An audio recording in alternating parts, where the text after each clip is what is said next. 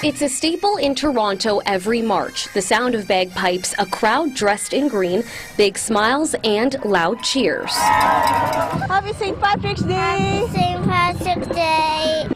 Toronto's St. Patrick's Day Parade has been a tradition for generations, celebrating Irish culture, diversity, music, and heritage. And while some things have changed, the Irish spirit is still the same. The parade's been amazing. Every culture, everybody's out. It's perfect.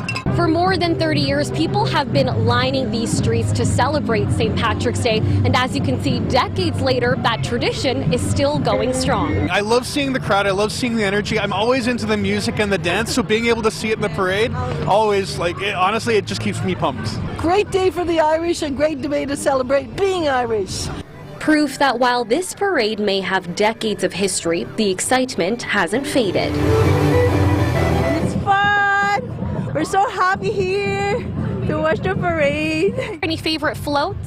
I really like everything so far.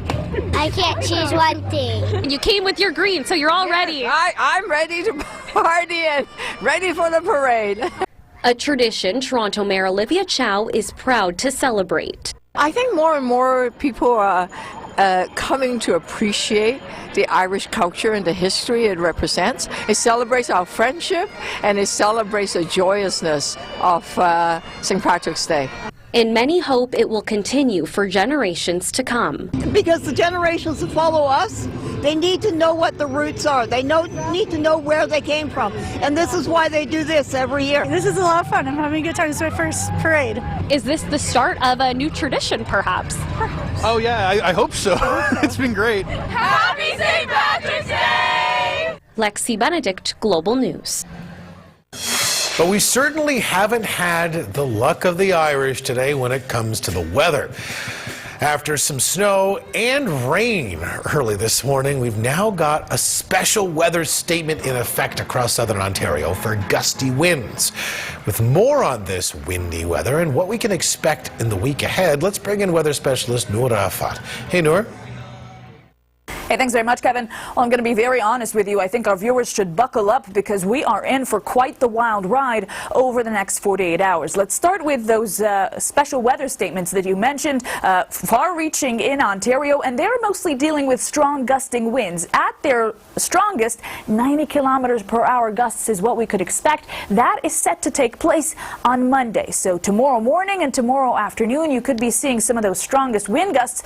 The winds are going to shift direction from the southwest on Monday. And what that means is that we're going to see the greatest risk of strong winds on exposed shorelines. So you're looking at Lake Ontario being in the path of those southwesterly winds, including Toronto. Expect the harbourfront area to be hit hard, potentially with these strong gusting winds. Up to 90 kilometers per hour could be possible. Now, they've already been quite breezy today, and we've seen a southeasterly path to those winds. So we've been seeing some warmer air hour by hour. Winds are already at 20 degrees today. For Toronto, your double digits are coming as early as tomorrow. Now, of course, this system has brought a lot more than just wind. We're seeing a severe line of thunderstorms moving through the Midwest. Those thunderstorms into southwestern Ontario today. And over the next few days, this is going to be a multi-day weather event. Expect the hardest hit regions to be in the north and actually in eastern Ontario. So southern Ontario will get away with quite a lot. As we head into tomorrow, showers for the GTA,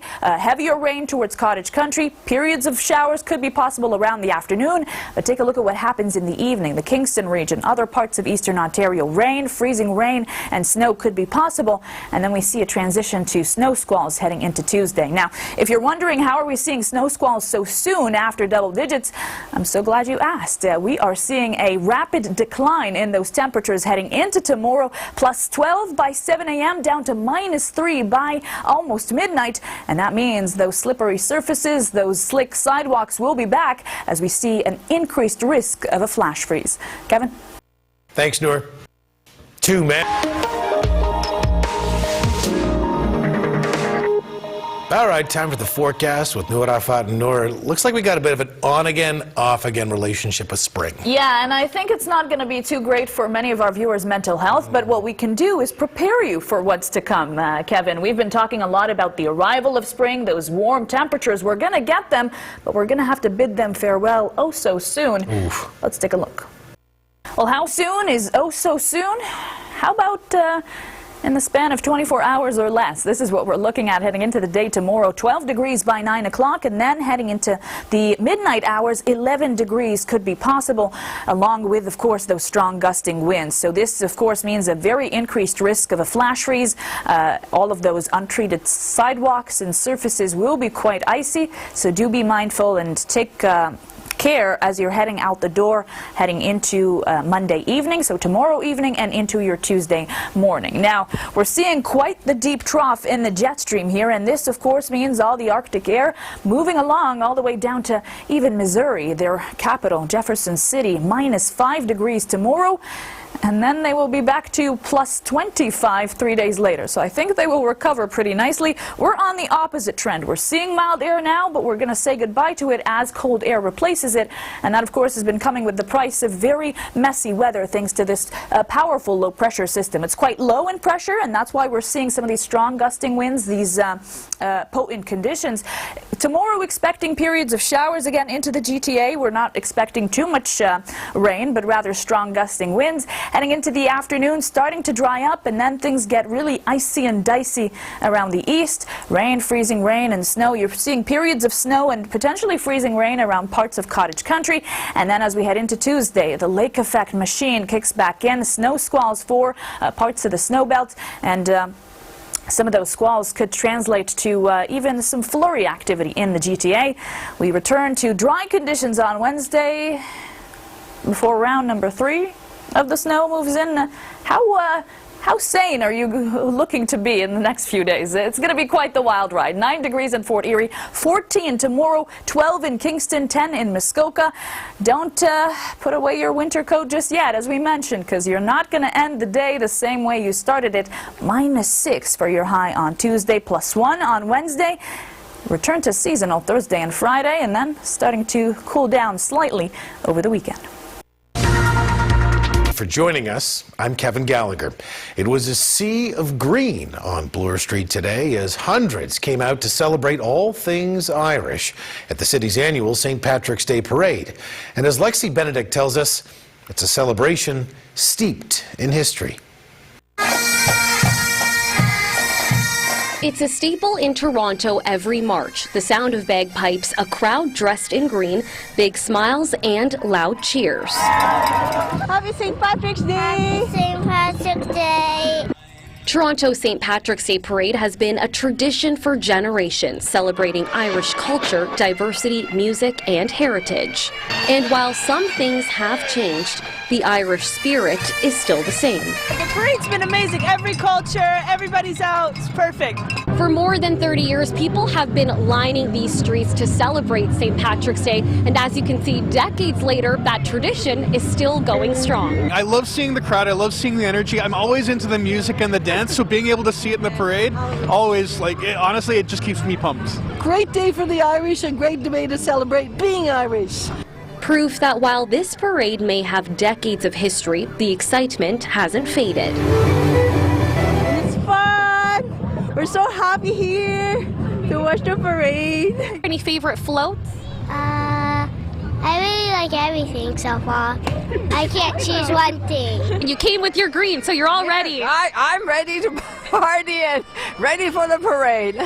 A tradition Toronto Mayor Olivia Chow is proud to celebrate. I think more and more people are coming to appreciate the Irish culture and the history it represents. It celebrates our friendship, and it celebrates the joyousness of St. Patrick's Day. And many hope it will continue for generations to come. Because the generations that follow us, they need to know what the roots are. They need to know where they came from. And this is why they do this every year. This is a lot of fun. I'm having a good time. It's my first parade. Is this the start of a new tradition, perhaps? Oh yeah, I hope so. It's been great. Happy St. Patrick's Day! Lexi Benedict, Global News. This weekend did not want to go away quietly. Strong winds, almost seeming like they are trying to blow the city away this evening. Now, that's thanks to a low-pressure system moving in. For more, let's bring in weather specialist Noor Afad. Noor, what can people expect for the start of the work week?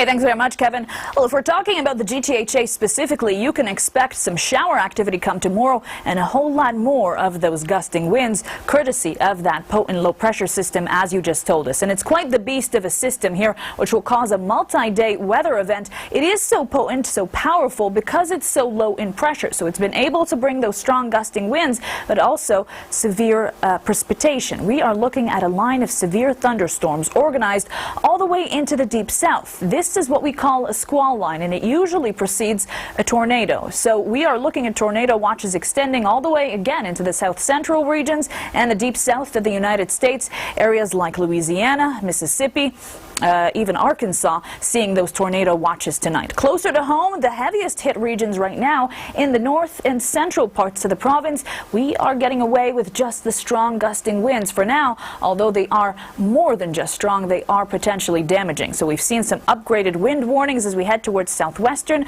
parts of the province, and special weather statements for the rest of us. The strongest wind gusts at 90 kilometers per hour, and those are expected to hit tomorrow morning and into the afternoon. Again, for parts of southwestern Ontario, but very much possibly for areas around Lake Ontario. Why? Well, because they're shifting direction from the southwest, so that leaves exposed shorelines at the greatest risk. Toronto, the harbourfront area, could be hit hard by this. We're already seeing near 80k winds by the afternoon, and again, the potential to see them climb to 90 could be possible. We've already seen the winds blowing all around, and that has brought periods of warm air into the province, and that of course extended all the way into Windsor, where we saw 20-degree highs, 15 in Chatham. We're not quite there in Toronto, but we've been climbing hour by hour as that warm air continues to push through. We're doing a lot better than most come tomorrow, because we're getting away with just showers and those damaging winds. Take a look at what happens into eastern Ontario. While we see some potentially sunny breaks into the afternoon,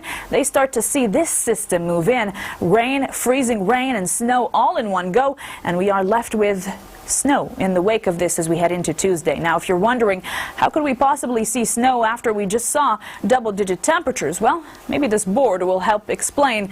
We are seeing a gradual, a very quick decline, I should say, heading into the evening hours from +12 to -3, meaning an increased risk of flash freezing, slippery surfaces, and sidewalks expected. Kevin? Thanks, Noor. The OP.